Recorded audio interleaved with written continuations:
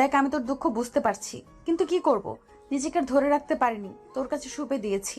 তুই আবার এইসব কারো কাছে বলিস না। আর তোর বাবাকে চিকিৎসা করানোর জন্য যত টাকা লাগবে সব টাকা আমি দিয়ে দিব ম্যানেজারকে বলে। ম্যাম, এইগুলো কি বলছেন আপনি? আপনার মুখে কি একটু কথা আটকাচ্ছে না?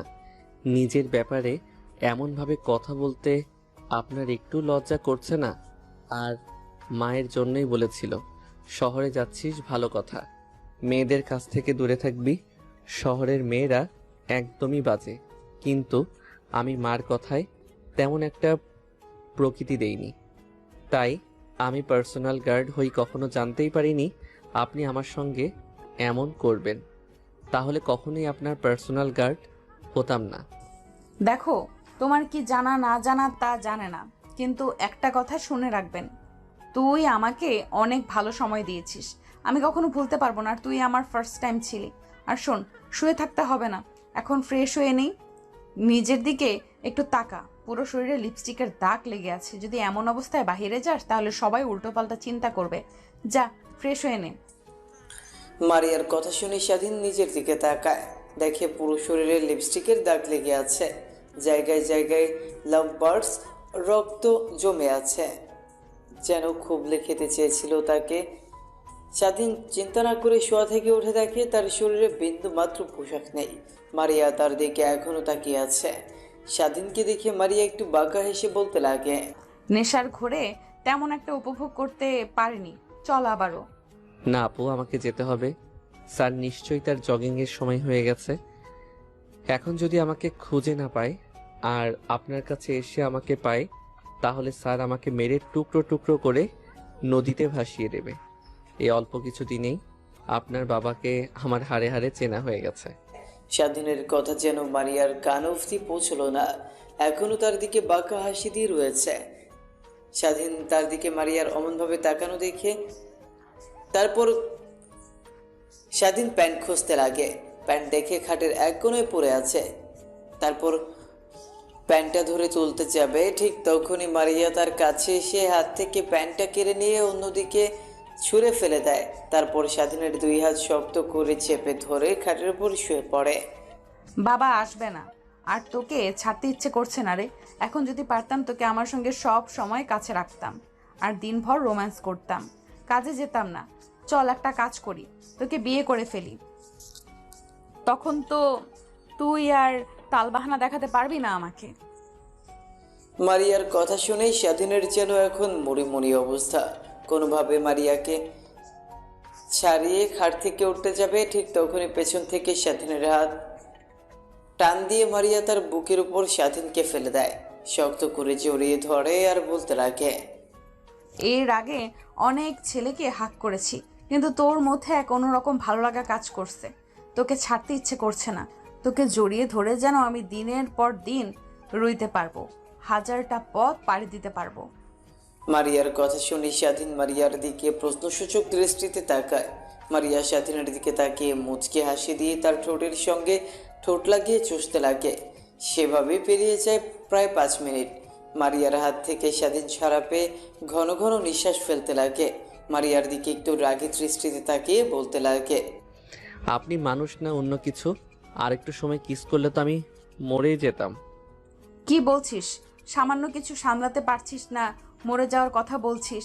তাহলে যখন বিয়ে হবে, দিনভর আমার সঙ্গে রোম্যান্স করবি, তখন কেমন লাগবে রে? আমার সঙ্গে কেন রোম্যান্স করতে যাবেন?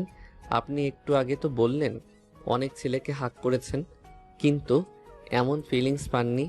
আমাকে যে হাক করে ফিলিংস পাচ্ছেন, তো ওই ছেলেদের কাছে যান।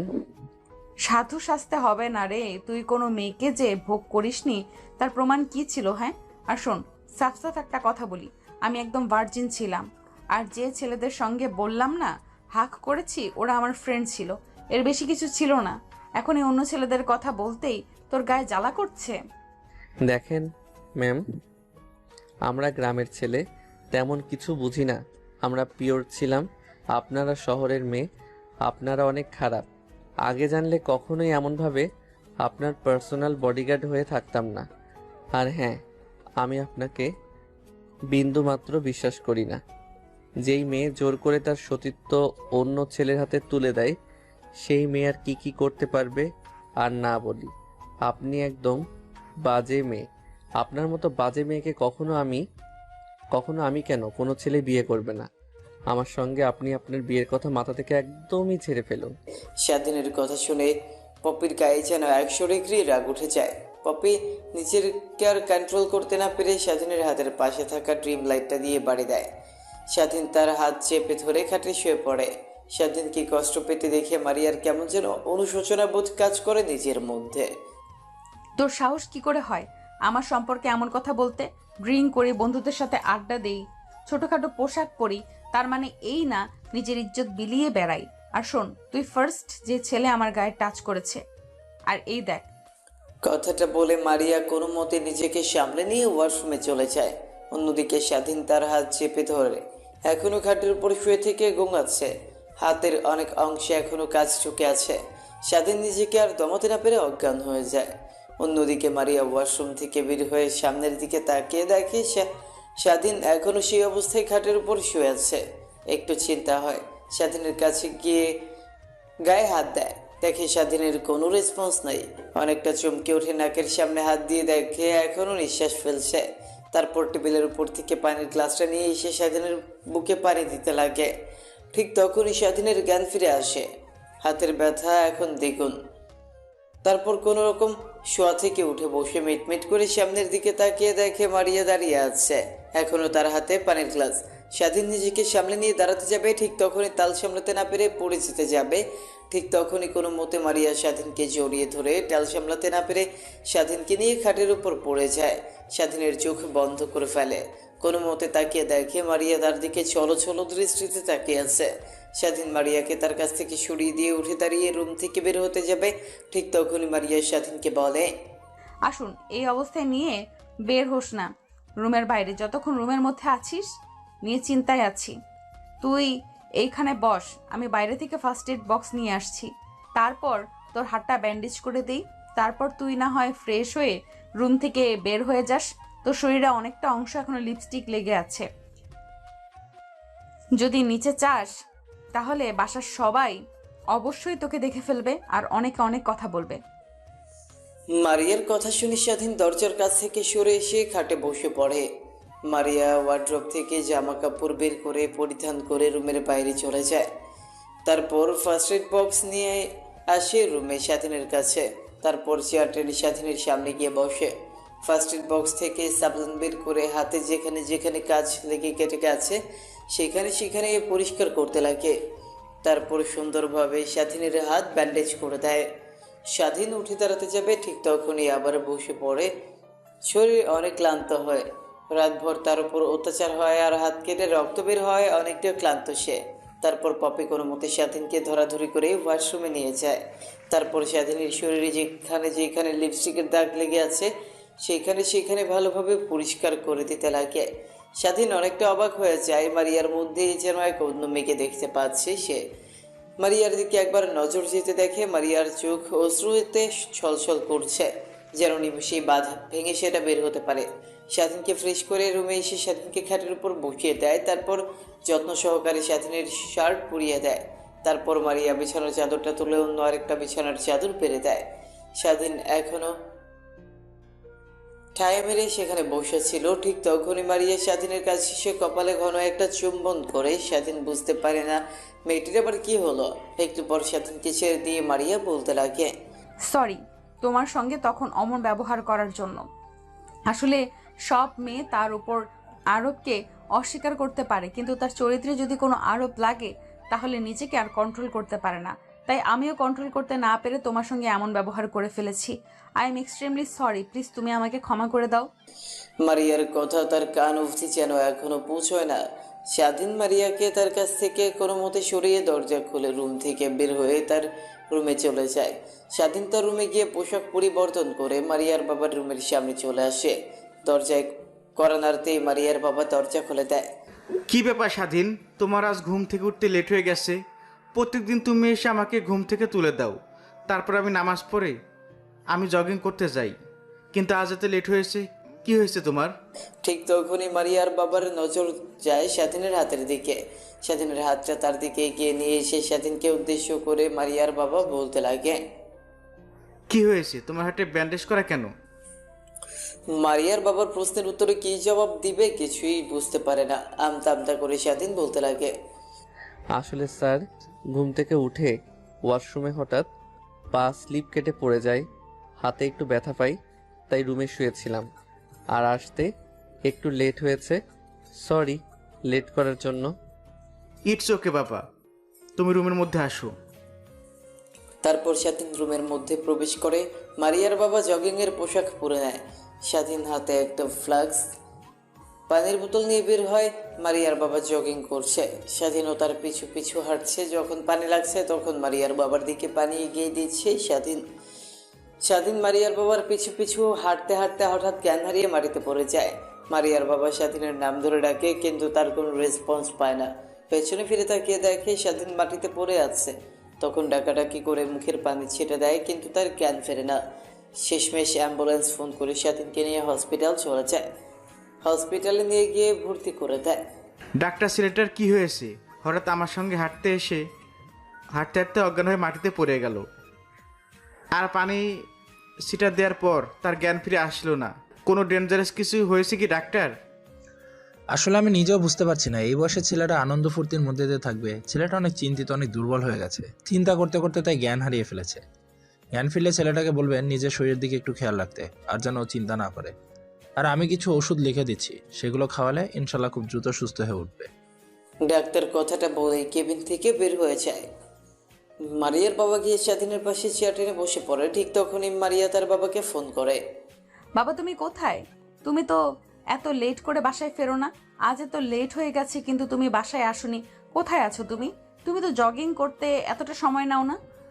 আরে মা, বলিস না, স্বাধীন আছে না, আমার সঙ্গে হাঁটাহাঁটি করতে করতে হঠাৎ করে জ্ঞান হারিয়ে মাটিতে পড়ে যায়। মারিয়া তার বাবার মুখ থেকে এমন কথা শুনে অনেকটা অবাক হয়ে যায়। নিজের উপরে নিজেরই ধিক্কার দিতে লাগে। তারপর উদ্বেগ কণ্ঠ নিয়ে মারিয়া তার বাবাকে উদ্দেশ্য করে একের পর এক প্রশ্ন করে বলতে লাগে। বাবা কি হয়েছে ছেলেটার? এখন কোথায়? তোমরা কি করছো? আর ছেলেটার কন্ডিশন এখন কেমন হয়েছে? আরে থাম, একসঙ্গে এত প্রশ্নের উত্তর কি করে দেব? এখন ঠিক আছে, ডাক্তার বলেছে অনেক চিন্তা করে আর শরীর অনেক দুর্বল, তা হাঁটতে হাঁটতে জ্ঞান হারিয়ে ফেলেছে। আর আমরা এই হাসপাতালে এসেছি, একটু পর আমি বাসায় যাব। ছেলেটা না হয় হসপিটালে কিছুদিন থাকুক, সুস্থ হয়ে তারপর না হয় বাড়িতে ফিরবে। আচ্ছা বাবা, তাহলে তুমি আসো, আমাকে একটু বের হতে হবে। আজকে কলেজে একটু এক্সট্রা ক্লাস আছে, ফিরতে লেট হতে পারে, কিংবা বান্ধবীদের বাসায় থাকতে পারি। আচ্ছা মা, ঠিক আছে, তাহলে নিজের দিকে খেয়াল রাখিস। আর হ্যাঁ, তোর বিষয়ে দিন দিন নেগেটিভ রিপোর্ট আসছে। তুই নাকি অনেক ড্রিঙ্কস করিস, বন্ধুদের সাথে নাইট ক্লাবে যাস। বলছি কি মা, এগুলো কমে দে। আর হ্যাঁ, এনজয় করার বয়স তোদের, এনজয় করবে, সমস্যা নেই, কিন্তু সবসময় ড্রিঙ্কস করা, এনজয় করা এইগুলো কিন্তু ভালো না। তোর মনে নেই ইমরান আঙ্কেলের কথা, যে ইমরান আঙ্কেল তোকে অনেক ভালোবাসতো ছোটোবেলা থেকে? ছোটোবেলা তোর কাছে এসে তোকে অনেক চকলেট দিত। আর ওই ইমরান আঙ্কেল ড্রিঙ্কস করতে করতে তার ক্যান্সার ধরা পড়ে। আমি চাই না, তুই আমার একমাত্র মেয়ে, মা মরা মেয়ে, তোকে নিয়ে আমি বেঁচে আসি। তোর যদি এমন কিছু হয় তাহলে আমি নিজেকে বাঁচাতে পারবো না। অন্তত নিজের দিকে তাকা, আমার দিকে একবার তাকা। এসব বাদ দে মা। আচ্ছা বাবা, আমি আর ড্রিঙ্ক করব না। এখন সামনে এক্সাম, আমি সেই দিকেই ফোকাস দিয়েছি। আল্লাহ হাফেজ বাবা, সকালে দেখা হবে। কথাটা বলে মারিয়া ফোন কেটে দেয়। অন্যদিকে স্বাধীনের জ্ঞান ফিরতে নিজেকে হাসপাতালে আবিষ্কার করে। সামনের দিকে তাকিয়ে দেখে মারিয়ার বাবা কারোর সঙ্গে কথা বলছে। কথা বলার ধরন দেখে বুঝতে পারে মারিয়ার সঙ্গে। মারিয়ার বাবা ফোন রেখে দিয়ে স্বাধীনের দিকে তাকিয়ে দেখে স্বাধীন তার দিকে তাকিয়ে আছে। তুমি এতটুকু ছেলে হয়ে কি এমন চিন্তা করো? চাকরি নেওয়ার সময় তো আমার কাছে অনেক অনভিনয় করেছিলে চাকরি নেওয়ার জন্য। বাবা, তুমি আমাকে তোমার বাবা মনে করে সব কথা খুলে বলতে পারো। কি হয়েছে তোমার সঙ্গে? আমি অনেক বেটার ফিল করি তোমার সঙ্গে কথা বলে, অনেক বেটার ফিল করি। বলো বাবা, কি হয়েছে বলতে পারো আমার সঙ্গে। মারিয়ার বাবার কথা শুনে স্বাধীন উপরের দিকে তাকিয়ে দীর্ঘ একটা নিঃশ্বাস ফেলে। শোয়া থেকে শোয়া হয়ে বসে মারিয়ার বাবার দিকে অশ্রুনয়ন দৃষ্টিতে তাকিয়ে বলতে লাগে। স্যার, আমার বাবা নেই, অনেক আগে মারা গেছে। আমার বয়স যখন 10 বছর, তখন আমার বাড়িতে মা আর একটা বোন আছে, আমার থেকে ছোট, ওর 13 বছর। পৃথিবীতে আমার আর আমার বোনের মা ছাড়া কেউ নেই। মা আমাকে অনেক কষ্ট করে লেখাপড়া করাইছে। আমি লেখাপড়া করতে চাইনি। মার দুঃখ কষ্ট দেখে চেয়েছিলাম তার সঙ্গে সংসারের হাল ধরব, কিন্তু আমি যে স্কুলে পড়তাম সেই স্কুলের স্যার মাকে বলেছিল আমি নাকি অনেক ভালো স্টুডেন্ট, তাই মা যেভাবেই হোক আমাকে লেখাপড়া করাইছে। কিন্তু আপনার বাসায় কাজে যোগ দেওয়ার আগে 7 দিন আগে হঠাৎ মা জ্ঞান হারিয়ে ফেলে তার কর্মস্থলে। তারপর তাকে ধরাধরি করে হাসপাতালে নিয়ে যায়। আমি শুনি বাসা থেকে হাসপাতালে চলে যাই। ডাক্তারের খেসো রিপোর্ট দেয়। রিপোর্টগুলো করে ডাক্তারের কাছে নিয়ে যেতে ডাক্তার বলে মার ক্যান্সার ধরা পড়েছে। ক্যান্সারটা প্রাথমিক পর্যায়ে থাকায় চাইলেই আমার মাকে অপারেশন করে সুস্থ করা যাবে। অপারেশন করতে 20 লক্ষ টাকা। আমি চিন্তিত হয়ে পড়ি 20 লক্ষ টাকা কিভাবে জোগাড় করব। যেখানে সংসারই চলে টেনে টুনে, সেখানে কিভাবে এতগুলো টাকা জোগাড় করব। বাড়ি আর অল্প কিছু জায়গা ছিল, সেই জায়গাটুকু বিক্রি করেও 20 লক্ষ টাকা হবে না। তাই আর কিছু চিন্তা না করে ঢাকায় চলে আসি চাকরি নেওয়ার জন্য। যদি কোনোভাবে চাকরি নেই, তারপর সেই কর্মস্থল থেকে 20 লক্ষ টাকা অ্যাডভান্স চাই। আর আমার বেতন থেকে মাঝে মাঝে এসেই টাকা কেটে নেবে, এটা ভেবে কিন্তু আসার পর আমি কোনো জব খুঁজে পাই না। শেষমেশ আপনার সঙ্গে দেখা হয়, তারপরটুকু তো আপনি জানেনই। স্বাধীন তার কথা শেষ করে মারিয়ার বাবার দিকে তাকায়, দেখে মারিয়ার বাবা তার দিকে ছলছল দৃষ্টিতে তাকিয়ে আছে। স্বাধীনের কথা শুনে মারিয়ার বাবার চোখ দিয়ে এক ফোঁটা অশ্রু পড়তে যাবে, ঠিক তখনই মারিয়ার বাবা তার হাতের উল্টো পিঠ দিয়ে চোখ মুছে ফেলে। স্বাধীনের দিকে তাকিয়ে বলতে লাগে, তুমি এত কষ্ট সহ্য করছো এটুকু ছেলে হয়ে, তোমার মাথায় এত চিন্তা। আমি নিজেই ভেবে তো অবাক হয়ে যাচ্ছি। তুমি কি একটিবারও আমাকে বলেছো অযথা চিন্তা করতে হবে না? আচ্ছা বাবা, তুমি তাহলে থাকো, আমাকে অফিসে যেতে হবে। আর শোনো, তুমি পরিপূর্ণ সুস্থ না হওয়া পর্যন্ত বাসায় যাবে না, এখানেই থেকো। আমি সময় হলে তোমার সঙ্গে দেখা করতে আসবো। ডাক্তার বলেছে তুমি অনেক ক্লান্ত, তোমাকে একটু রেস্ট নিতে হবে। কিন্তু স্যার, এখন তো আমি সম্পূর্ণ সুস্থ আছি। দেখুন, আপনার সঙ্গে কথা বলছি। আমি তোমার একটা কথা শুনতে চাই না। তুমি এখানে থাকবে যে পর্যন্ত ডাক্তার তোমাকে রিলিজ না করবে। কথাটা বলেই মারিয়ার বাবা কেবিন থেকে বের হয়ে যায়। অন্যদিকে মারিয়া তার বাবাকে মিথ্যা কথা বলেই তার বাবা কেবিন থেকে বের হয়ে যেতে মারিয়া কেবিনের মধ্যে প্রবেশ করে। স্বাধীন অন্যদিক ফিরে শুয়েছিল, ঠিক তখনই কেবিনের মধ্যে কারো আসার শব্দ পায়। স্বাধীন দরজার দিকে তাকিয়ে দেখে মারিয়া দরজা দিয়ে কেবিনের মধ্যে ঢুকছে। স্বাধীন শোয়া থেকে একটু আধশোয়া হয়ে বসে মারিয়ার দিকে তাকিয়ে বলে, ম্যাম, আপনি এখানে? আপনি না আপনার বাবাকে বললেন আপনার কি যেন ইম্পর্টেন্ট ক্লাস আছে, তাই বাসায় ফিরতে লেট হবে, কিন্তু এখানে যে? তো কি, আমি তো আমার ইম্পর্ট্যান্ট ক্লাস করছি, চুপচাপ শুয়ে থাকো। আর ওই দিনের জন্য আই এম এক্সট্রিমলি সরি। আসলে নিজের রাগকে কন্ট্রোল করতে পারিনি আমি নিজের মধ্যে ছিলাম না। সত্যি কথা বলতে, তুমি যখন প্রথমে আমার বাবা তোমাকে নিজের বাসায় নিয়ে আসে তার পার্সোনাল গার্ড হিসেবে, তখন আমি বাবাকে অনেক করে বলে তোমাকে আমার পার্সোনাল গার্ড বানাই। কিন্তু তারপরও বাবা তোমাকে নিয়ে জগিংয়ে যায়। সেই প্রথম দেখাতেই তোমার উপর অনেকটা দুর্বল হয়ে পড়ি আমি, যা কখনো তোমাকে বলে বোঝাতে পারবো না। ম্যাম, রাখুন সেই সব কথা। তা এখন কিসের জন্য এখানে এসেছেন? আমি তোমাকে হসপিটালে ভর্তি করেছি, তাই না? রাতে তোমার উপর নির্যাতন করে আর সকালে তোমাকে মেরে তোমার যত্ন নেওয়ার জন্য আসলাম। কথাটা বলেই মারিয়া স্বাধীনের কাছে এসে চুলে হাত বোলাতে লাগে। স্বাধীন অনেকবার তার হাত সরাতে লাগে, কিন্তু মারিয়া স্বাধীনের দিকে রাগের দৃষ্টিতে তাকাতেই স্বাধীন চুপ হয়ে যায়। এইভাবে পেরিয়ে যায় অনেকটা সময়। ঠিক তখনই কেবিনের মধ্যে নার্স প্রবেশ করে। মারিয়া স্বাধীনের মাথায় হাত বুলিয়ে দিয়েছিল। নার্স তাদের দুজনকে দেখে বলতে লাগে, ম্যাম, এটা কোনো আবাসিক হোটেল না। আপনি রুমের মধ্যে এসব কি করছেন রোগীর সঙ্গে? পেছন থেকে কারো কণ্ঠস্বর শুনতে পেয়ে মারিয়া স্বাধীনের বুকের উপর থেকে মাথা তুলে পেছনের দিকে তাকাতেই নার্সটি বলতে লাগে, ও সরি ম্যাম, আপনি এখানে? আর ইনি কে? এনাকে তো ঠিক চিনলাম না। ইনি কি আমাদের স্যার? নার্সের কথা শুনে মারিয়ার হাসি মাখা মুখ নিয়ে নার্সকে উদ্দেশ্য করে বলতে লাগে, ভাবতে পারেন সেই রকমই, বাট এখনো আপনার ছাড় না, অল্প কিছুদিনের হবে। মারিয়ার কথা শুনছিল নার্স আর তার কাজ করছিল। স্বাধীনকে ইঞ্জেকশন দেওয়া শেষ করে কেবিন থেকে নার্স বের হয়ে যেতেই স্বাধীন মারিয়াকে উদ্দেশ্য করে রাগী কণ্ঠ নিয়ে বলতে লাগে, ম্যাম, এগুলো কি বলছেন আপনি? দিন দিন আপনি কেমন যেন হয়ে যাচ্ছেন। আমি নিজেই আপনাকে চিনতে পারছি না। কিন্তু দেখেন, আপনি যদি এমন করেন তাহলে কিন্তু কাজ ছেড়ে দিতে আমি বাধ্য হব।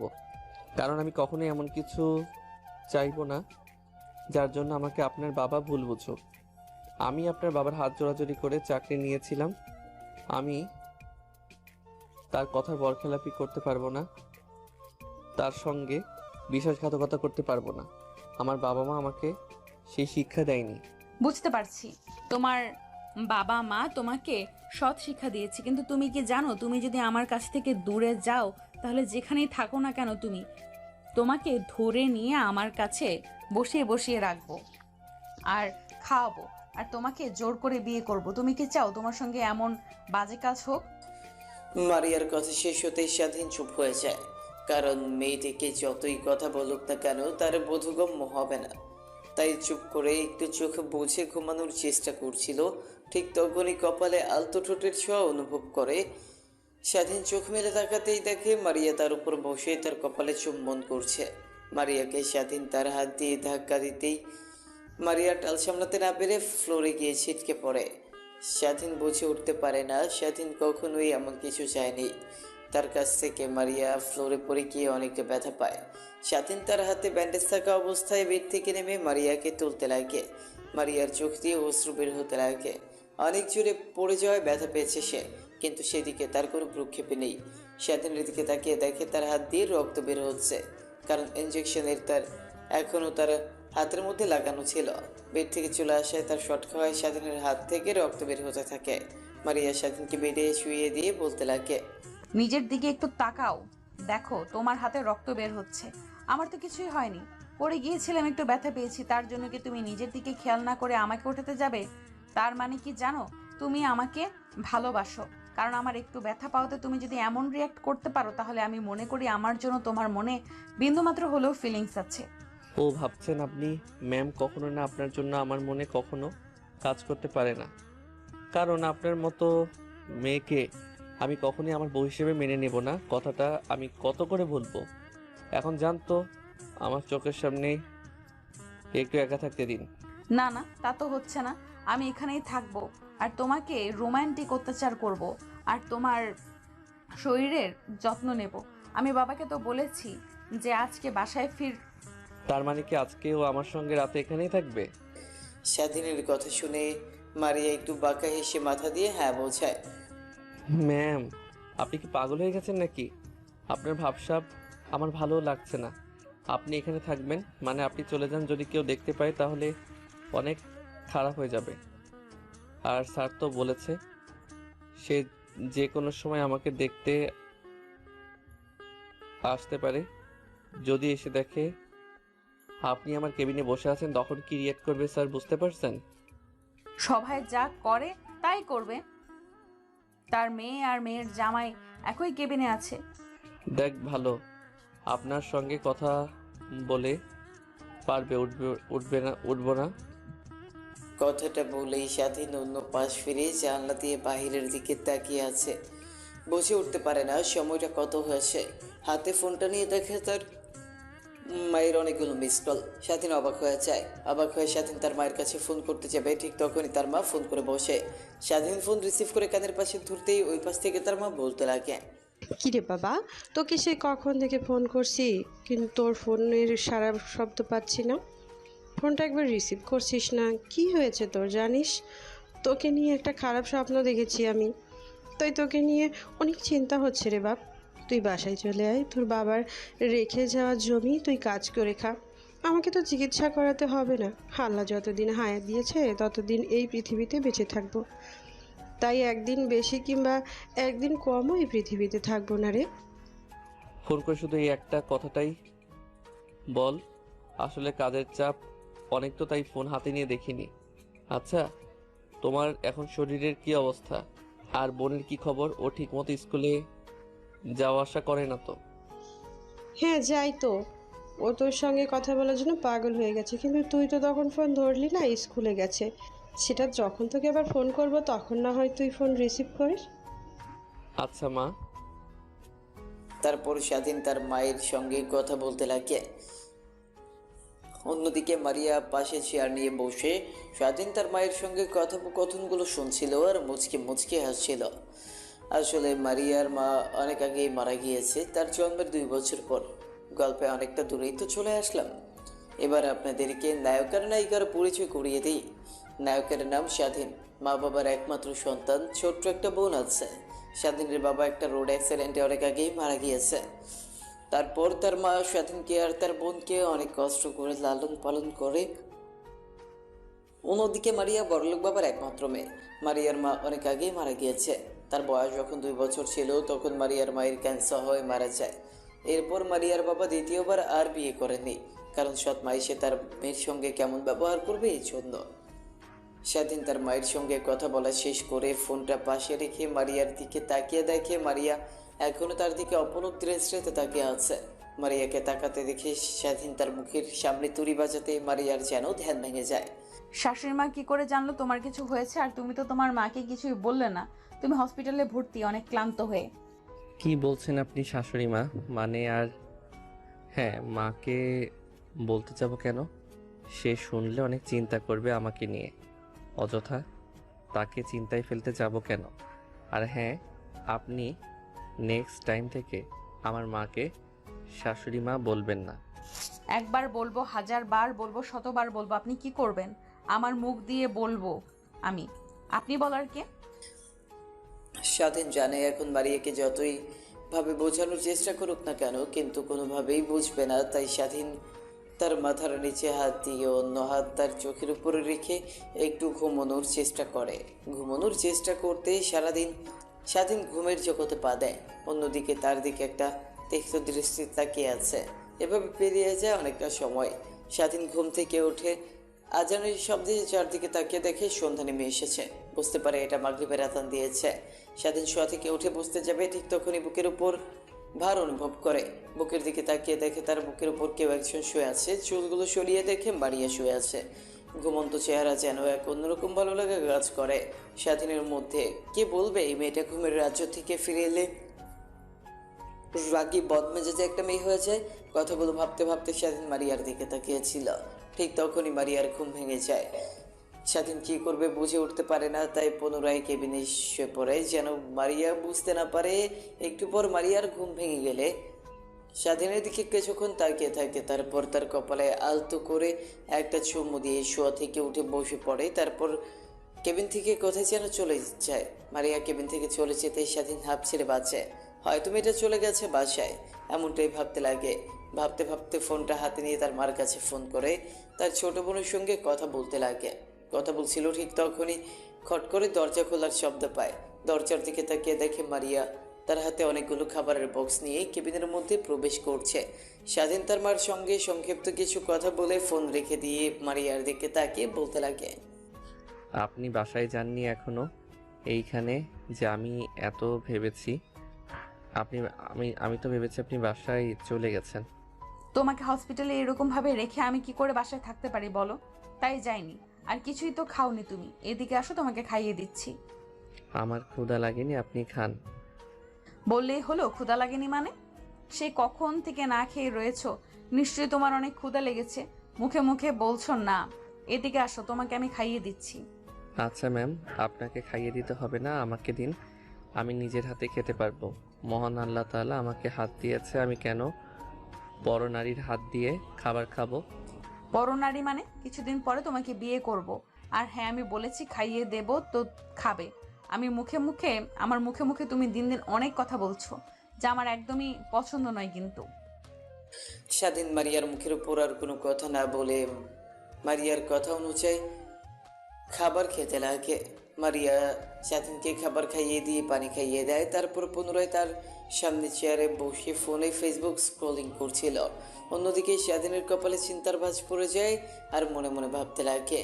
ঠিক তখনই মারিয়ার দিকে একটু বাঁকা চোখ নিয়ে তাকিয়ে স্বাধীন আর মনে ভাবতে লাগে। এখানে বুঝি আমার আর চাকরি করা হচ্ছে না ম্যাম।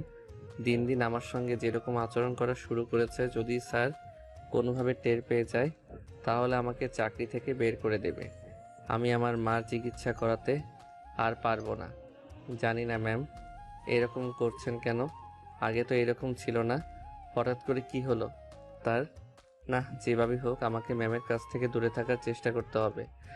যদি না পারি তাহলে সব ইচ্ছাই তার কাছ থেকে দূরে চলে যাব, যেন আমাকে আর সে কখনোই খুঁজে না পায়। এতটা দূরে চলে যাব। ঠিক তখনই মারিয়ার দিকে একটু বাঁকা চোখ নিয়ে তাকিয়ে স্বাধীন আর মনে ভাবতে লাগে। কি মায়াবী চেহারা, তার দিকে একবার কেউ যদি তাকায় তাহলে দৃষ্টি সরাতে পারবে না। কিন্তু সে আমার মধ্যে কি এমন খুঁজে পেয়েছে যে আমার উপর উঠে পড়ে গেছে? নাকি সবগুলো তার ভোগ বিলাসিতার জন্য? সে আমার সঙ্গে হাতে ওইসব করে অনেক মজা পেয়েছে, তাই আমাকে তার কাছে যাচ্ছে। ছি ছি স্বাধীন, তুই এগুলো কি ভাবছিস? আনমনে কথাগুলো বলছিল আর নিজেকে নিজেই বোঝাচ্ছিল। ঠিক তখন মারিয়া ফোন সাইডে রেখে কেবিনে বসে স্বাধীনের মাথা তার কোলের উপর রেখে মাথায় হাত বুলাতে লাগে। জানি না রে, পিছে তোর মধ্যে কি এমন লুকিয়ে আছে যে তোর প্রতি আমাকে এতটা দুর্বল করে ফেলেছে। বিশ্বাস কর, তোকে ছাড়া এক মুহূর্তও আমার থাকতে ভালো লাগে না। তুই বাসা থেকে বের হলে আমার যেন দম বন্ধ হয়ে যায়। কখন তোর সঙ্গে দেখা করব, এই 2 মাসে বুঝে গিয়েছি তোকে ছাড়া আমি একদমই অচল। তোকে যে করেই হোক আমার লাইফে আমার আগামী পথ চলার জন্য লাগবে। তুই কি হবি আমার আগামী পথ চলার সঙ্গী? ছি ছি স্বাধীন, তুই এগুলো কি ভাবছিস? দেখুন ম্যাম, আপনি অনেক সুন্দর, আপনি বেটার কাউকে ডিজার্ভ করেন, আমাকে না। আমি সামান্য একটা ছেলে, মাসে কয়টা টাকা উপার্জন করি বলেন? আপনি কখনোই আমার কাছে আর সুখে থাকতে পারবেন না। আপনি বড়লোক বাবার একমাত্র মেয়ে, যার কিনা প্রত্যেক দিন সে টাকা খরচ করে আমি তা 1 মাসে উপার্জন করে। আপনি কখনোই আমার কাছে সুখে থাকতে পারবেন না ম্যাম। আগে থেকে বেটার হবে আপনি অন্য কাউকে আপনার জীবনসঙ্গী হিসেবে চয়েস করেন, আমাকে না। স্বাধীনের কথা শেষ হতেই মারিয়া এসে স্বাধীনের মুখে এলোপাথারি কিস করতে লাগে। স্বাধীন থমেরে মারিয়ার প্রত্যেকটা কিস অনুভব করতে লাগে। একটু পর মারিয়া স্বাধীনকে ছেড়ে দিয়ে বলতে লাগে। শোনো, তোমাকে কিস করার বিন্দুমাত্র ইচ্ছা আমার ছিল না, কিন্তু তুমি নিজেই তা করে নিলে। হ্যাঁ, আরেকটা কথা, তুমি যদি কখনো আমাকে ম্যাম বলে ডাকো বা আপনি করে ডাকো তাহলে তোমার খবর আছে। এখন থেকে তুমি করে আর আমার নাম ধরে কিংবা জান সোনা এসব বলে ডাকবে। দেখুন, আপনি আমার মালকিন, তো আপনাকে ম্যাম বলে ডাকবো, এটাই তো বাস্তব। আমি কখনো আপনাকে নাম ধরে কিংবা তুমি করে ডাকতে পারবো না। স্বাধীনের কথা শেষ হতেই মারিয়া স্বাধীনকে আবার কিস করতে লাগে। প্রায় 5 মিনিট পর স্বাধীনকে ছেড়ে দেয়। স্বাধীন হাঁপাতে লাগে। মারিয়া মুচকে একটু বাঁকা হেসে স্বাধীনকে উদ্দেশ্য করে বলে। এখনো কি তুই তোর আগের সিদ্ধান্তেই অটুট থাকবি, নাকি আমাকে কিংবা আপনি করে বলি এই রোমান্টিক অত্যাচার সহ্য করবি? কোনটা বাকি তোর ইচ্ছে? স্বাধীন ভালো করেই জানে তার সঙ্গে যত কথা বাড়াবে ততই তার জন্য খারাপ। তাই মারিয়ার কোল থেকে মাথা সরিয়ে বালিশের উপর রাখতে যাবে। শক্ত করে মারিয়া স্বাধীনের মাথা তার পায়ের উপর রেখে বলতে লাগে। এত ঢং দেখাতে হবে না, চুপচাপ এখানেই শুয়ে থাক। স্বাধীন মারিয়ার পায়ের উপর থেকে মাথা না সরিয়ে সেভাবেই শুয়ে থাকতে লাগে। মারিয়া তার মনের আনন্দে স্বাধীনের মাথায় হাত বোলাতে লাগে আর গুনগুন করে গান গাইতে লাগে। স্বাধীনের অনেকটা ভালো লাগে মনোমুগ্ধকর পরিবেশ। এইভাবে পেরিয়ে যায় পুরো দিনটা। স্বাধীনের কাছ থেকে একটু পরে মারিয়া বিকালের দিকে ডাক্তার চেক আপ করতে কেবিনে আসে। ঠিক তখনই স্বাধীনের চোখে কিছু একটা পড়ে। মারিয়া স্বাধীনের চোখ থেকে সরাতে নিলে দুজনের চোখে চোখাচোখি হয়। সময়ের আকস্মিকতায় মারিয়া স্বাধীনকে কিস করে দেয়। ঠিক তখনই পেছন থেকে ডাক্তার সব দেখে মারিয়াকে বলতে লাগে। ডাক্তারের কথা শুনে মারিয়া ব্যবহার শেখা খেয়ে যায়। নিজেকে সামলে নিয়ে মারিয়া ডাক্তারকে বলতে লাগে। মারিয়া মা, তুমি এখানে? আর তোমার বাবা যে বললো এটা তোমাদের কাজের ছেলে, তাহলে এসব কি মা? আমি যা ভাবছি তাহলে কি সত্যি? না মানে আসলে আঙ্কেল, ওর চোখে কিছু একটা পড়েছিল, বের করে দিলাম, এর থেকে বেশি কিছু না। ও আচ্ছা, তা মা তুমি বাসা যাবে না? তোমাকে তো সে সকাল থেকে দেখছি কেবিনের মধ্যে ছেলেটার সঙ্গে বসে কথা বলছো। সত্যি কথা বলতে আঙ্কেলের অবস্থা এরকম আমার কারণে হয়েছে, কারণ আমি কালকে রাতে ছেলেটাকে অনেক মারধর করেছিলাম। দেখছেন না হাতে ব্যান্ডেজ করা, তাই একটু যত্ন নিলাম। তারপর ডাক্তার মারিয়ার সঙ্গে আরো কিছু কথা বলে কেবিন থেকে বেরিয়ে যায়। আসলে স্বাধীনকে যে হাসপাতালে ভর্তি করা হয়েছে এটা মারিয়াদেরই হাসপাতাল। এখানে গরিব দুঃখীদের বিনামূল্যে চিকিৎসা দেয় মারিয়ার বাবা অনেক দয়াশীল ব্যক্তি। সে এইভাবে পেরিয়ে যায় দিনটা। রাতের বেলা স্বাধীন ঘুমিয়ে পড়ে। তাকে ঘুমের ইনজেকশন দেওয়ার কারণে মারিয়া স্বাধীনের বুকের উপর ঘুমিয়ে পড়ে। সকালবেলা মারিয়ার বাবা জগিং করতে করতে হাসপাতালে চলে আসে। স্বাধীনকে দেখার জন্য কেবিনের মধ্যে প্রবেশ করে। স্বাধীনকে আর মারিয়াকে তেমনভাবে দেখতে পেয়ে তার যেন মাথায় আকাশ ভেঙে পড়ে। নিজেকে সামলে নিয়ে কোনো রকমভাবে কেবিন থেকে বের হয়ে যায়। তারপর বাসার উদ্দেশ্যে রওনা দিতে যাবে, ঠিক তখনই ডাক্তার পেছন থেকে এসে বলতে লাগে, তোর মেয়ের আচরণ ভাব খুব একটা ভালো দেখলাম না রে। ছেলেটার সঙ্গে অনেকটা ঘনিষ্ঠ সম্পর্ক পার করতেছে দেখছি। আমি আবার সেই তুই বের হয়ে যাওয়ার পর থেকে কেবিনে এসে ছেলেটাকে যত্ন নিচ্ছে, ওদের মধ্যে কিছু একটা আছে। আমি বলি কি, তুই তোর মেয়েকে কাছ থেকে দূরে সরিয়ে নিয়ে যা। মারিয়ার বাবা আর কোনো চিন্তা না করে হাসপাতাল থেকে বের হয়ে যায় বাসায়। চিন্তায় যেন তার মাথা ফেটে যাওয়ার অবস্থা। সোফায় বসে চা খাচ্ছে সে, আর টিভির দিকে তাকিয়ে আছে, কিন্তু তার খেয়াল টিভিতে নেই, অন্যদিকে রয়েছে। অন্যদিকে স্বাধীনের ঘুম ভাঙতেই বুকের উপর ভারী অনুভব করে। বুকের দিকে তাকিয়ে দেখে মারিয়া ঘুমিয়ে আছে। স্বাধীন নিজের অজান্তেই মারিয়ার মাথায় হাত বোলাতে লাগে। মারিয়ার ঘুম ভেঙে যায়। মাথায় কারো স্পর্শ পেয়ে মিটিমিটি করে তাকিয়ে দেখে স্বাধীন তার দিকে তাকিয়ে মাথায় হাত বুলিয়ে দিচ্ছে। মারিয়ার অনেকটা ভালো লাগে। মারিয়াকে নড়াচড়া করতে দেখে স্বাধীন তার মাথার উপর থেকে হাত সরিয়ে দেয়।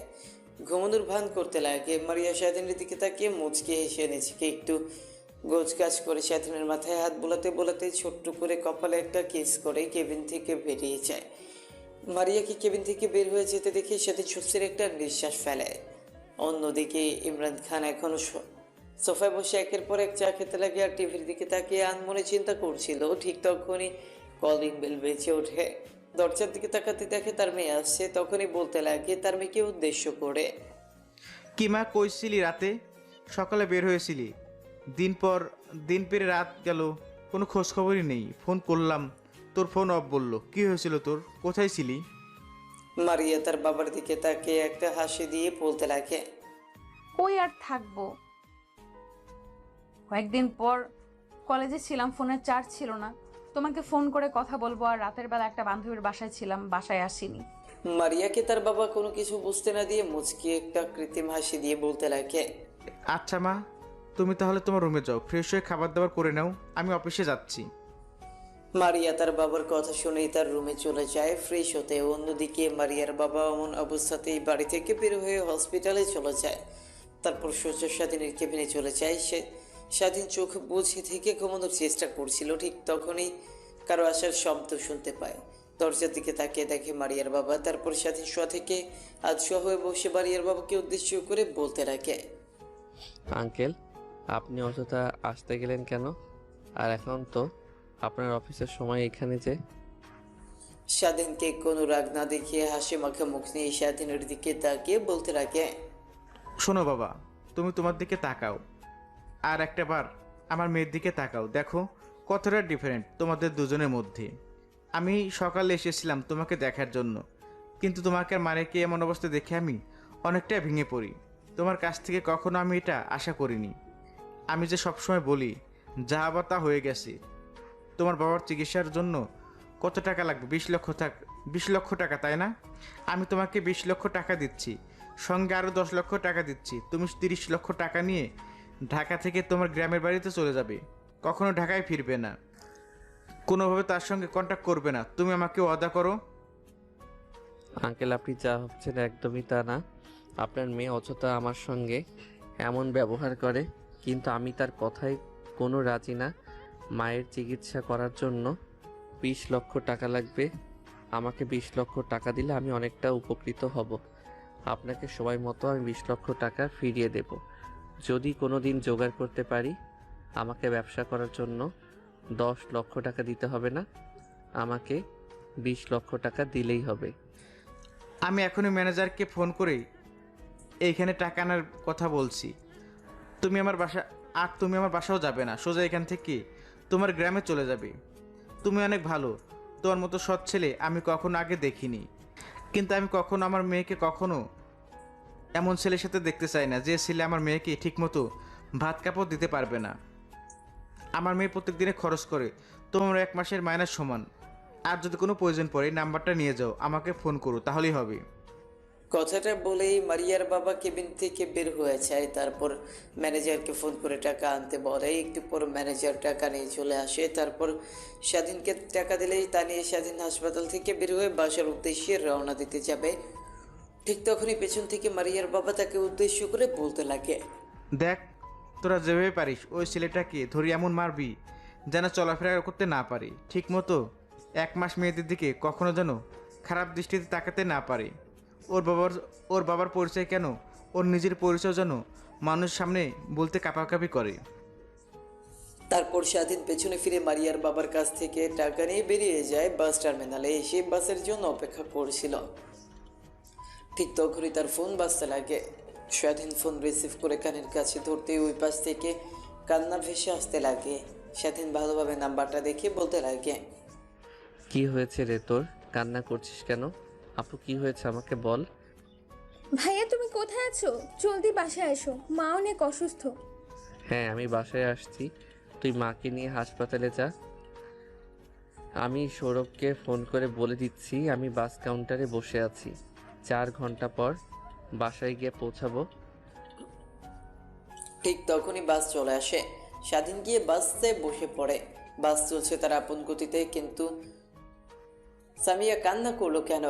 এর আগে তো মা বহুবার অসুস্থ হয়ে পড়েছিল, সে তো এমনভাবে কান্না করেনি। স্বাধীনের কিছুই বোধগম্য হচ্ছে না। আনমনে বাহিরের দিকে তাকিয়ে আছে। ঠিক তখনই তার চোখ বেয়ে 1 ফোঁটা অশ্রু বের হয়ে পড়ে। স্বাধীন নিজেও বুঝতে পারে না সে কেন কান্না করছে। ঠিক তখনই পুনরায় ফোন বাজতে লাগে। ফোনের স্ক্রিনের দিকে তাকিয়ে দেখে সৌরভ ফোন করেছে। কল রিসিভ করে কানের কাছে ধরতে উপাস থেকে বলতে লাগে, তুই কোথায় আছিস? জলদি বাসায় আয়, চাষি অনেক অসুস্থ, তোর কথা অনেক জিজ্ঞাসা করছে। তাহলে মার কাছে ফোনটা দে, আমি কথা বলি। না, দেয়া যাবে না, জলদি বাসায় চলে আয়। হ্যাঁ আসছি রে, আর মাত্র 1 ঘন্টা সময় লাগবে। কথাটা বলেই স্বাধীন ফোন রেখে দেয়। প্রায় 1 ঘন্টা পর বাসার সামনে গিয়ে পৌঁছায়। রিক্সা থেকে নেমে রিক্সাওয়ালাকে ভাড়া দিয়ে বাইরে উঠানের সামনে যেতেই দেখে অনেক মানুষের ভিড় ঠেলে সামনের দিকে এগিয়ে দেখে খাটনি রাখা উঠানের মাঝখানে স্বাধীনকে দেখতে পেয়ে তার ছোট বোন সামিয়া দৌড়ে এসে স্বাধীনকে ধরে কান্না করতে করতে বলতে লাগে, ভাইয়া রে, আমাদের এই পৃথিবীতে আর কেউ রইল না রে। একটা মা ছিল, সেও মারা গেল। এখন কাকে নিয়ে বাঁচবো আমরা? আমাদেরকে নিয়ে কে এত চিন্তা করবে? আমাদেরকে কে দেখাশোনা করবে রে?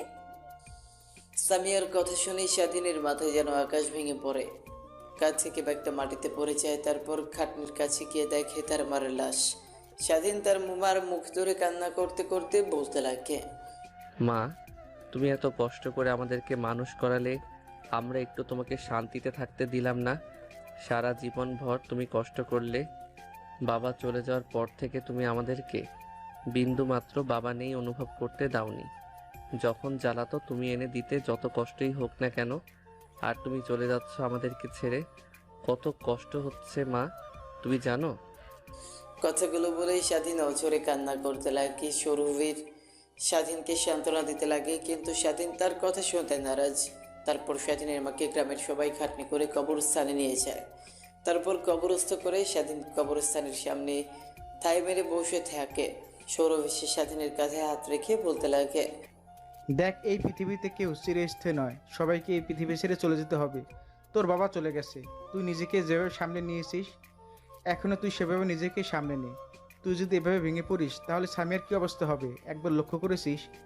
মেয়েটি সেই সকাল থেকে না খেয়ে আসে, বিকেল কাটিয়ে রাত হতে চললো। এখন এখান থেকে চল। তারপর স্বাধীন উঠে নিজেকে সামনে নিয়ে চোখ মুছে কবরস্থান থেকে বের হয়ে যায়। বাসায় গিয়ে দেখে এখনও অনেকে বাসার মধ্যে ভিড় করে আছে। সবাই হয়তো বা স্বামীকে সান্ত্বনা দিচ্ছে। স্বাধীন যাওয়ার সঙ্গে সঙ্গে অনেক বৃদ্ধ আঙ্কেল এসে স্বাধীনকে সান্ত্বনা দিতে লাগে। এক এক করে বাসা থেকে সবাই চলে যায়। স্বাধীন খাবারের বাটি নিয়ে এসে সামিয়াকে খাবার খাওয়ানোর চেষ্টা করে, কিন্তু খেতে চায় না। স্বাধীনকে ধরে অঝরে কান্না করছে। তারপর স্বাধীন নিচে রেখে সামিয়ার মাথায় হাত বোলাতে বোলাতে বলে, দেখো বোন, মানুষ তো চিরস্থায়ী না। সবাইকে একদিন মৃত্যুর স্বাদ গ্রহণ করতে হবে। একদিন আমিও মরে যাব, একদিন তুই মরে যাবি। তাই বলে কি না খেয়ে থাকবি? না খেয়ে থেকে নিচের দিকে একবার খেয়াল করেছিস কি অবস্থা হয়ে গেছে তোর? এদিকে খাইয়ে দিয়ে তুই না খাইলে কিন্তু আমিও খাবো না। স্বাধীনের কথা শুনে সামিয়া মুচকে হাসি দেয়, তারপর নিজেকে সামনে নিয়ে খাবার খেতে লাগে। তারপর সামিয়া স্বাধীনকে খাবার খাইয়ে দিতে লাগে। এইভাবে কেটে যায় 5টা বছর। এই তোমাদের সমস্যা কি? প্রত্যেক দিন এখানে দাঁড়িয়ে থেকে মেয়েদেরকে র্যাগিং দাও। তোমাদের লজ্জা কর না? তোমাদের বাসায় মা বোন নেই? কলেজে তোমরা আসো কি এইসব করার জন্য? আমি কিন্তু তোমাদের হয়ে প্রিন্সিপাল স্যারের কাছে অভিযোগ দেব। তারপর আমি দেখি তোমাদের কি করে এই কলেজে পড়ালেখা করো। ম্যাডাম, আপনার কাজ আমাদেরকে শিক্ষা দেওয়া, আমাদের ক্লাসরুমের মধ্যে, কিন্তু বাইরে না। আপনি আপনার কাজ করেন, আমরা আমার কাজ করি। আর কি বললেন? আমাকে কলেজ থেকে বের করে দিবেন? হাসি পাইলো। আপনি আমাকে কলেজ থেকে বের করে দিবেন? আমি কি, আপনি হয়তো জানেন না, আমি কলেজের সভাপতির ছেলে। আমাকে দেখে সঙ্গে প্রিন্সিপাল স্যারও ভয় পায়। আর সেই কিনা আমাকে কলেজ থেকে বের করে দিবে? ম্যাম আসেন তো, এই জানোয়ারের বাচ্চাগুলোর সঙ্গে কথা বলে কোনো লাভ নেই। এরা অনেক খারাপ। পরে দেখবেন আপনার সঙ্গেও এরা বেয়াদবি শুরু করেছে। চলেন এখন এদের সামনে থেকে, এদের এইভাবে শাস্তা করা যাবে না। সামিয়া মারিয়ার হাত চেপে ধরে সেখান থেকে নিয়ে চলে আসে। সামিয়া ক্লাসরুমে চলে যায়। অন্যদিকে মারিয়া সোজা প্রিন্সিপাল স্যারের রুমে গিয়ে প্রিন্সিপাল স্যারকে উদ্দেশ্য করে বলতে লাগে, স্যার, আপনাকে এত করে বলছি কিন্তু আপনি কোনো ব্যবস্থাই নিচ্ছেন না। ছেলেগুলোর ব্যবহার দিন দিন জঘন্য হচ্ছে। ওদের অতিষ্ঠ কোনো মেয়ে ঠিকমতো কলেজে আসতে পারে না। প্রত্যেকদিন কলেজের গেটের সামনে দাঁড়িয়ে থেকে মেয়েদের সঙ্গে বাজে বাজে কথা বলবে, বাজে বাজে লিখে দিবে। আজকে তো আমার সামনে একটা মেয়ের স্কার্ফ ধরে টান দিয়েছে। মারে, কি করব আমার বল? আমার তো হাত পা বাঁধা। ওই ছেলেগুলোর সঙ্গে কখনোই পেরে উঠতে পারবো না। ওদের ডান হাত এই শহরের আন্ডারওয়ার্ল্ডের বড় ডন। সবাই তাকে দেখে ভয় পায়, আমরাও তাকে দেখে ভয় পাই। আর বিশেষ কথা হলো, ও ছেলেটা হচ্ছে আমাদের কলেজের সভাপতির ছেলে। ওর জন্য একটু দাপট দেখে চলাফেরা করে, মুখ বুজে সহ্য করা ছাড়া আর কিছুই করতে পারি না। কিন্তু আমি করব না। আমার বাবার সম্পর্কে আপনি তেমন একটা ধ্যান রাখেন না। কালকে থেকে দেখবেন ছেলেগুলোর প্রত্যেকটা মেয়েকে সম্মান করে চলবে। মা, এমন কিছু করো না যাতে তোমার নিজের বিপদ ডেকে নিয়ে আসো। নিজের দিকে খেয়াল রেখে কাজ করো। কথাটি বলেই মারিয়া কেবিন থেকে বের হয়ে আসে। তারপর তার বাবাকে ফোন করে ছেলেদের বিষয়ে সব কথা বলতে লাগে। মারিয়ার বাবা আগে আন্ডারওয়ার্ল্ডের বড় ডন ছিল। সে থেকে সবাই তাকে অনেক সম্মান করে। কিন্তু একদিন মারিয়ার মা ক্যান্সার আক্রান্ত হয়। মরে যাওয়ার সময় বলেছিল আন্ডারওয়ার্ল্ড লাইন থেকে সে যেন সরে আসে, খুন খারাপি যেন আর না করে। সেই থেকে মারিয়ার বাবা ভালো মানুষ হয়ে সমাজে চলাফেরা করে। মারিয়ার বাবা কথাটা শুনে অনেকটা রেগে যায়। তারপর কেউ একজনকে ফোন করে, দেখ, তোরা যেভাবে পারিস ওই ছেলেটাকে ধরে এমন মারবি যেন চলাফেরা করতে না পারে। ঠিক মতো 1 মাস মেয়েদের দিকে কখনো যেন খারাপ দৃষ্টিতে তাকাতে না পারে। ওর বাবার পরিচয় কেন, ওর নিজের পরিচয় যেন মানুষের সামনে বলতে কাঁপাকাঁপি করে। ওকে স্যার, কালকে থেকে দেখবেন ছেলেগুলো সকলকে সম্মান করে চলছে। তাহলে আমি ফোন রাখি, আর কোনো দরকার পড়লে আমাকে ফোন করবেন। মারিয়ার বাবা ফোন রেখে দেয়। কেবিনের মধ্যে বসেছিল। ঠিক তখনই কেবিনের মধ্যে মারিয়ার বাবার ম্যানেজার প্রবেশ করে। মারিয়ার বাবাকে বলতে লাগে, স্যার, আজকে শেখ ইন্ডাস্ট্রির সঙ্গে ডিল রয়েছে। যে ডিলটা করার জন্য আমরা পিক আপ তো 1 বছর ধরে ওয়েট করছিলাম। তারা আজকে ফোন করে আমাদেরকে তাদের কোম্পানিতে যেতে বলেছে। আমাদের প্রোডাক্টের স্যাম্পলগুলো নিয়ে যেতে তাদের যদি পছন্দ হয় তাহলে তারা অনেক চড়া দামে আমাদের কাছ থেকে প্রোডাক্ট কিনবে। তাহলে আমি গিয়ে প্রোডাক্টের স্যাম্পলগুলো প্রস্তুত করছি, আর আপনি রেডি হয়ে নিন, এখনই বের হব। কথাটি বলেই কেবিন থেকে ম্যানেজার বের হয়ে যায়। অন্যদিকে মারিয়ার বাবা ফ্রেশ হয়ে নিয়ে বের হয়। বাইরে এসে দেখে ম্যানেজার দাঁড়িয়ে আছে। তারপর তাকে নিয়ে বেরিয়ে যায় সে ইন্ডাস্ট্রির মেন কার্যালয়ে।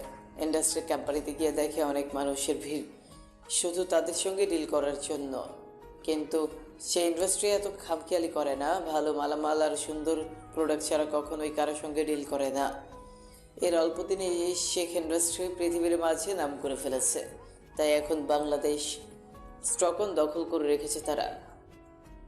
অন্যদিকে মারিয়ার বাবার জানার আগ্রহ। মাত্র 24 বছরের একটা ছেলে মাত্র 4 বছরে কোম্পানি খুলে সেটা আবার বাংলাদেশের টপে নিয়ে গেছে। তীব্র আকাঙ্ক্ষা নিয়ে কেবিনের বাইরে বসে আছে। তখনই মারিয়ার বাবা ডাক আসে কেবিনে। মারিয়ার বাবা আর ম্যানেজার প্রবেশ করে। প্রবেশ করে চেয়ারটার সামনে বসে পড়ে। অন্যদিকে শেখ ইন্ডাস্ট্রির মালিক পত্রিকা পড়ছিল। মুখের সামনে থেকে পত্রিকাটা সরাতেই মারিয়ার বাবা অবাক হয়ে সামনে থাকা লোকটার দিকে তাকিয়ে আছে। মুখ ফসকে বের হয়ে যায়। বাবা স্বাধীন, তুমি এখানে? তাহলে কি তুমি কি সেই ইন্ডাস্ট্রির মালিক? স্বাধীন মারিয়ার বাবাকে এখানে দেখতে পেয়ে অবাক হয়ে যায়। তারপরে নিজের চেয়ার থেকে নেমে মারিয়ার বাবার সামনে এসে তার পা ধরে সালাম করতে করতে বলতে লাগে, জি স্যার, আমি সেই স্বাধীন যাকে দরিদ্র বলেছিলেন, যার মার চিকিৎসা করানোর জন্য 20 লক্ষ টাকা দিয়েছিলেন, আমি সে। তুমি এইখানে? I am not believe this boy. মারিয়ার বাবার কথা শুনে স্বাধীন মুচকে একটা হাসি দেয়। তারপর তারা চেয়ারে গিয়ে টেবিলের উপর থাকা কলিং বেলটা বাজাতেই সেখানে পিয়ন চলে আসে। তারপর পিয়নকে উদ্দেশ্য করে স্বাধীন বলতে লাগে, আজকে আর কারোর সঙ্গে দেখা করব না, আজকে ভালো লাগছে না, আমার বাহিরে যারা আছে সবাইকে যেতে বলুন। পিয়ন স্বাধীনের কথা শুনে বাইরে গিয়ে সবাইকে চলে যেতে বলে। সবাই চলে যায়। অন্যদিকে স্বাধীন মারিয়ার বাবাকে উদ্দেশ্য করে বলতে লাগে, স্যার, আজকে এইসব যা দেখছেন সব আপনার। আপনি আমাকে 20 লক্ষ টাকা দিয়েছিলেন না?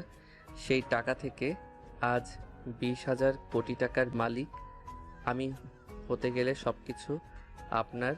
আমি শুধু বুদ্ধি খাটিয়ে ইউজ করেছি। কেন বাবা? তুমি তো তোমার মায়ের চিকিৎসা করানোর জন্য 20 লক্ষ টাকা নিয়েছিলে, তার মানে কি তোমার মার চিকিৎসা করাও নেই? মারিয়ার বাবার কথা শুনে স্বাধীন উপরের দিকে তাকিয়ে দীর্ঘ একটা নিঃশ্বাস ফেলে বলতে লাগে, না স্যার, আপনার কাছ থেকে টাকাগুলো নিয়ে বাসে উঠতে যাব, ঠিক তখনই বাসা থেকে ফোন আসে, মা অনেক অসুস্থ, টাকা নিয়ে যেতে যেতে মা মারা গেছে। অনেকটা ভেঙে পড়ি, ছোট্ট বোনের দিকে তাকিয়ে নিজেকে সামলে নেই। তারপর ঢাকায় চলে আসি 20 লক্ষ টাকা দিয়ে। ছোট্ট একটা ব্যবসা প্রতিষ্ঠানগুলি সেই থেকে আজ এত দূর পর্যন্ত এসেছে। আমি তোমার চোখে স্পষ্ট বিজয়ের লক্ষণ দেখেছিলাম। তুমি অনেক বিনয়ী, তুমি অনেক সৎ, এর জন্য তুমি আজকে এই পর্যায়ে আসতে পারছো। তোমার কোম্পানির প্রোডাক্ট সবই চোখ বুঝে কিনতে পারে, অন্যরা কোম্পানির প্রোডাক্টস কিনতে পারে না বলে সেসব কথা। আর আই এম এক্সট্রিমলি সরি, সেদিন তোমাকে অপমান করে 20 লক্ষ টাকা দিয়ে হাসপাতাল থেকে বের করে দিয়েছিলাম তার জন্য। না স্যার, কে বলছেন এইগুলো আপনি? সেদিন আমাকে কোথায় আপনি অপমান করেন? শুধু নিজের মেয়ের ভালো চেয়ে আমাকে তার কাছ থেকে সরিয়ে দিয়েছিলাম, আর সেই কারণেই আজ আমি সফল। তা স্যার, মারিয়া ম্যাডাম এখন কেমন আছে? হ্যাঁ, অনেক ভালো আছে। তারপর স্বাধীনের সঙ্গে টুকটাক অনেক কথা বলতে লাগে মারিয়ার বাবা। এভাবে অনেকটা সময় পার হয়ে যায়। মারিয়ার বাবা কোম্পানির সঙ্গে ডিলটা কনফার্ম করলো। মারিয়ার বাবা কোম্পানি থেকে বের হয়ে তার মেয়েকে ফোন করে। ওই পাশে মারিয়া ফোন রিসিভ করতেই মারিয়ার বাবা বলতে লাগে, মারে, আজকে স্বাধীনকে দেখলাম। কথাটা শুনে মারিয়ার হৃদয়ের মধ্যে এক অন্যরকম ভালো লাগা কাজ করে। বাবা, তুমি স্বাধীনকে দেখেছো? কোথায় বাবা, কোথায় বলো আমাকে। তারপর মারিয়ার বাবা মারিয়াকে স্বাধীনের লোকেশন দিয়ে দেয়। অন্যদিকে কলেজ থেকে তাড়াহুড়া করে বের হতে যাবে, ঠিক তখনই সামিয়ার সঙ্গে ধাক্কা লাগে। নিজেকে সামনে নিয়ে মারিয়া বলে, সরি, দেখতে পাইনি। ম্যাম, এত তাড়াহুড়ো করে কোথায় যাচ্ছেন আপনি? তারপর মারিয়া লোকেশনটা বলে সামিয়া শুনে অবাক হয়ে যায়। নিজেকে সামনে নিয়ে মারিয়াকে উদ্দেশ্য করে বলতে লাগে, ম্যাম, আমি বাসায় যাব, ভালো লাগছে না, এর জন্যই ক্লাসরুম থেকে বের হয়েছি। আমার বাসা ওইদিকে, আপনি যদি একটু নামিয়ে দিতেন। আচ্ছা, তাহলে তুমি আসো, আমি তোমার বাসার সামনে তোমাকে নামিয়ে দিয়ে না হয় আমার গন্তব্যস্থলে যাব। তারপর মারিয়া সামিয়াকে নিয়ে গাড়ি করে বেরিয়ে পড়ে। মারিয়া একটা স্কুলের সামনে এসে গাড়ি ব্রেক করে। স্কুলের সামনে সামিয়া গাড়ি ব্রেক করতে দেখে মারিয়াকে উদ্দেশ্য করে বলতে লাগে, ম্যাম, এখানে গাড়ি দাঁড় করালেন কেন? তুমি তো আমার মুখ থেকে অনেক আমার ছেলের কথা শুনেছো, কিন্তু কখনো দেখোনি, কিন্তু আজ দেখবে, চলো। কথাটি বলেই সামিয়াকে নিয়ে স্কুলের মধ্যে চলে যায়। ক্লাসরুমের মধ্যে ঢুকে মারিয়া একটা সুন্দর বাচ্চাকে কোলে তুলে নিয়ে আসতে লাগে, সামিয়ার কাছে এনে বলতে লাগে। তারপর মারিয়া তার বাচ্চাকে নিয়ে গাড়িতে উঠে পড়ে। সামিয়াও পিছু পিছু গাড়িতে উঠে বসে। তারপর গাড়ি চলতে লাগে তার আপন গতিতে। সামিয়া মারিয়ার দিকে একবার তাকিয়ে দেখে তার মুখে মুচকে হাসি। সামিয়া সেই দিকে একটু তীক্ষ্ণ দৃষ্টিতে তাকিয়ে মারিয়াকে উদ্দেশ্য করে বলতে লাগে, ম্যাম, আপনাকে আজ এত হাসি খুশি দেখাচ্ছে, নিশ্চয়ই কোনো কারণ আছে। আপনি তো সচরাচর এত হাসি খুশি থাকেন না। কি হয়েছে? এটাই হলো আমার বেবি। আসলে তোমাদের স্যার অর্থাৎ আমার বাচ্চার বাবা আমাকে ভুল বুঝে আমাকে রেখে চলে গিয়েছিল দীর্ঘ 5 বছর পর। আমি তার লোকেশন জানতে পেরেছি, তাই সেখানে যাচ্ছি। আমি তোমার স্যার নিজেও জানে না এটাই যে তার, না জানি তুমি দেখে তাহলে কত তাই না খুশি হবে।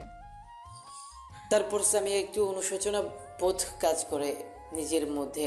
নিজেকে সামনে নিয়ে সামিয়া বলতে লাগে, আচ্ছা ম্যাম, কিছু মনে না করলে একটা প্রশ্ন করব। আপনি কি আপনার সম্পর্কে আমাকে কিছু বলবেন? স্যারের নাম কি আর সে কি কাজ করে?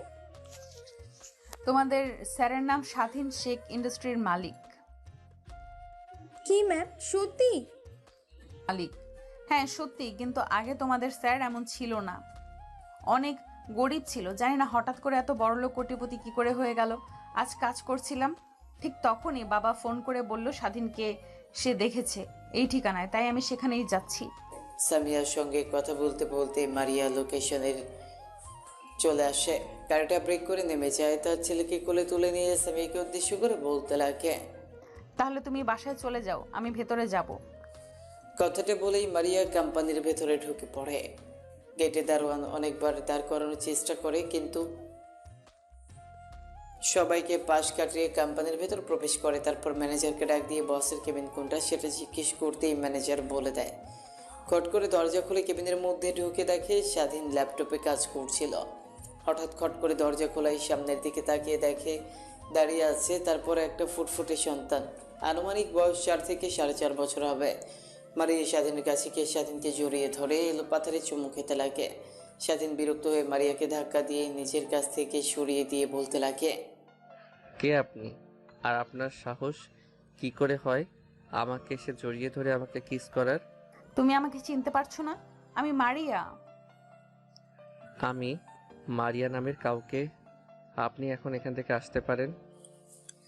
মারিয়া স্বাধীন নিজেদের মধ্যে কথা কাটাকাটি করছিল। ঠিক তখনই মারিয়া স্বাধীনের ছেলে স্বাধীনের কাছে এসে তার হাত চেপে ধরে বলতে লাগে। ছেলেটার কথা শুনে স্বাধীন নিমিষেই থমকে যায়। ছেলেটার দিকে ভালোভাবে তাকিয়ে দেখে একদম তার মতো দেখতে হয়েছে। ছেলেটাকে কোলে তুলে নিয়ে এলো পাথারি মুখে স্বাধীন তার ছেলেকে ধরে বলতে লাগে। ছেলেটার কথা শেষ হতেই স্বাধীন রাগী দৃষ্টিতে মারিয়ার দিকে তাকায়। মারিয়া মাথা দিয়ে হ্যাঁ বোঝায়। স্বাধীন তার ছেলেকে শক্ত করে জড়িয়ে ধরে বলতে লাগে, কে তোমার বাবা আর আমাকে তুমি বাবা বলছো যে? আমি তো আর কারোর কিছুই হই না। সে আমাকে জড়িয়ে ধরে 5 বছর অনুশোচনা কাটাবে। ছেলে পেয়েছে, এতেই হবে। কথাটি বলে মারিয়া অন্য পাশ ফিরে তাকায়। স্বাধীন তার ছেলেকে কোলে তুলে মারিয়াকে জড়িয়ে ধরে কপালে চুমু দিতে লাগে। ঠিক তখনই খট করে দরজা লাগানোর শব্দ শুনতে পায়। দরজার দিকে তাকিয়ে দেখে সামিয়া। মারিয়া একটু অবাক হয়ে সামিয়াকে উদ্দেশ্য করে বলে, সামিয়া, তুমি এখানে যে, আর তুমি বাসায় যাওনি? আমার তো একই প্রশ্ন। ভাইয়া, তুমি বিয়ে করেছো আমাকে না জানিয়ে, তাও আবার 5 বছর আগে। মারিয়া, তুমি সামিয়াকে চেনো? চিনবে না কেন? সামিয়া তো আমাদের কলেজেই পড়ালেখা করে, চিনবো না কেন? ভাইয়া, তুমি কিন্তু আমার প্রশ্ন পাস করতে যাচ্ছ। আমার উত্তরটা আমাকে দাও। তারপর স্বাধীনের থেকে শেষ পর্যন্ত খুলে বলে। তারপর স্বাধীনের কোল থেকে তার ছেলেকে নিজের কোলে নিয়ে বলতে লাগে, তোমাদের দুজনের সঙ্গে আমার কোনো কথা নেই। আরে, আমার ভাস্তিকে নিয়ে আমি গেলাম, তোমরা এখানেই থাকো। বাসায় গেলে কিন্তু তোমাদের খবর আছে। কথাটা বলেই স্বাধীনের ছেলেকে নিয়ে সামিয়া কেবিন থেকে বেরিয়ে যায়। সামিয়া কেবিন থেকে বেরিয়ে যেতেই স্বাধীন মারিয়াকে শক্ত করে জড়িয়ে ধরে কিস করতে লাগে। সমাপ্ত।